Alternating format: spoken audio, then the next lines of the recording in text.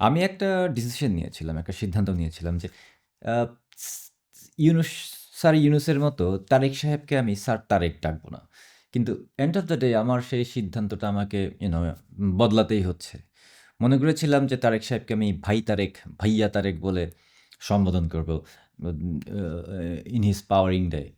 But not gonna happen. এখন থেকে sir তারেকই ডাকবো। টিকা নিয়ে যে গড়িমসি দেখলাম আর টিকা নিয়ে যে নাটক দেখলাম, হামের টিকা। অদ্ভুত। অদ্ভুত।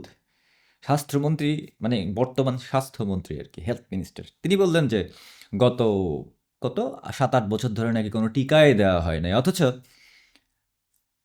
মাননীয় প্রধানমন্ত্রী শেখ হাসিনা উনি ভ্যাকসিন হিরো হিসেবে পুরস্কারও পেয়েছিলেন। রাইট? ভ্যাকসিন হিরো আন্তর্জাতিক পুরস্কার পেয়েছিলেন। বিকজ উনার এই সমস্ত স্টেপসগুলি বিশেষ করে শিশুদের টিকা দেওয়া ওয়ান অফ এ কাইন্ড।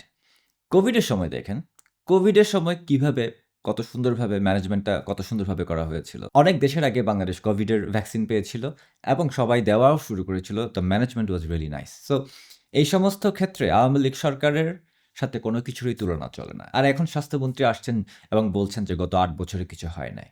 কিন্তু মারা যাচ্ছে ১৫ বছর বয়সী শিশু, হামের টিকা দেয়া হয় নাই, হামে মারা যাচ্ছে।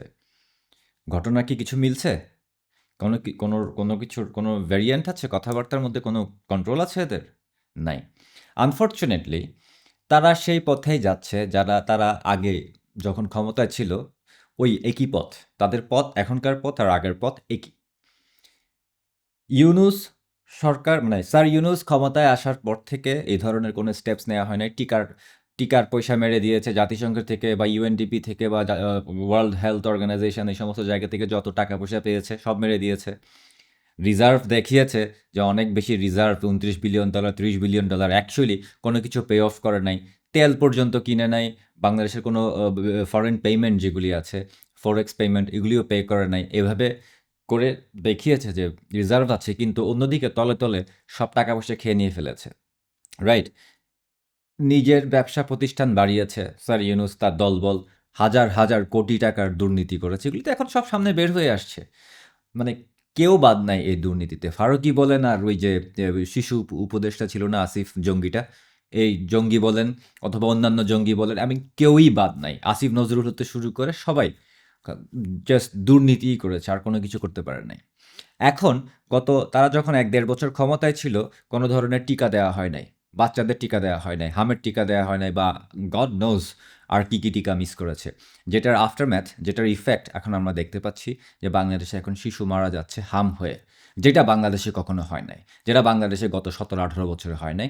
সেই জিনিস আমরা এখন দেখতে পাচ্ছি। এবং এই জিনিসটাকে অন্য একটা নতুন মোড়কে পেঁচিয়ে মানে প্যাকেজিং করে বিক্রি করা হচ্ছে যে গত ৮ বছরে বাংলাদেশে কোনো ধরনের টিকা দেয়া হয় নাই। এর চাইতে ডিসগাস্টিং এবং শেমফুল লাইজ আর কি হতে পারে? আই মিন আপনারা মাত্র ক্ষমতায় আসছেন। আ আ যেভাবেই মানে উল্টাপাল্টা হোক, একটা রিগড ইলেকশনে ক্ষমতায় আসছেন। রিগড ইলেকশনে ক্ষমতায় এসে আপনাদের উচিত আগে যেগুলি ইউনুস যে সমস্ত কেরাবাজি করে গেছে, ইউনুস যে সমস্ত উল্টাপাল্টা করে গেছে এগুলিকে ঠিক করা। এরপরে হচ্ছে যে নিজেদের স্ট্র্যাটেজি অনুযায়ী কাজ করা, দেশটাকে ঠিক করা। কিন্তু সেগুলি না করে আপনারা মানে ওই এখন সুফল ভোগ করছেন হচ্ছে শেখ হাসিনা যা করে গেছেন তা। এয়ারপোর্ট করে গেছেন, পোর্ট করে গেছেন, রাস্তাঘাট করে গেছেন, মানে বাংলাদেশকে একটি স্ট্রাকচার দিয়ে গেছেন। সেই স্ট্রাকচারের সুফলটা আপনারা ভোগ করছেন। কিন্তু এমনিতে আপনাদের দল কিন্তু বাংলাদেশের জন্য কোনো কালে কোনো কিছু করে নাই। না আগে করেছে, না এখন করেছে। আপনাদের কোনো অবদানই নাই বাংলাদেশে। তেমন কোনো অবদানই নেই। বাংলাদেশের জন্য কিছু করতে পারেন। এর আগে পরপর ৫ বার বাংলাদেশকে দুর্নীতিতে বিশ্ব চ্যাম্পিয়ন বানিয়েছিলেন। মনে আছে তো, রাইট? দেশকে একেবারে চেটেপুটে খেয়ে ফেলেছিলেন। এর আগে মানে ওই আপনি যখন আগে ক্ষমতায় ছিলেন বা আপনার মা যখন আগে ক্ষমতায় ছিল, অর্থাৎ খালেদা জিয়া যখন ক্ষমতায় ছিলেন, তখন ওই যে খাম্বা ছিল, বিদ্যুৎ ছিল না। আর বাংলাদেশে এখন পেট্রোল পাম্প আছে, পেট্রোল নাই আরকি। অবস্থা একই রকম। রিগার্ডলেস টিকা নিয়ে কথা বলছি। টিকা গত ১.৫ বছরে ২ বছরে কোনো টিকাই দেওয়া হয় না। যেটার আফটারম্যাথ এখন শিশুরা সাফার করছে। তাদের সামান্য হামে মারা যাচ্ছে। সো আপনারা এগুলিকে মানে প্যাকেজিং করবেন না। মানে অন্যভাবে বিক্রি করার চেষ্টা করবেন না। যেটা সত্য সেটা বলবেন।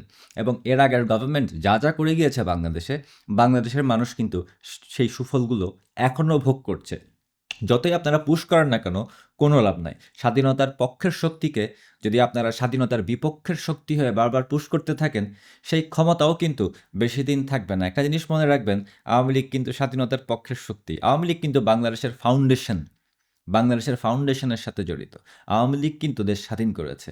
আপনারা করেন নাই, এখন আপনার বাবাও করে নাই, কেউ করে নাই। আপনারা রেডিমেড একটা দেশ পেয়েছেন, যে দেশটা গত ১৭ বছরে একটা স্ট্রাকচারে দাঁড় করানো হয়েছে, খুব সুন্দর করে প্রোগ্রেস করে একটা রেডিমেড দেশ পেয়েছেন।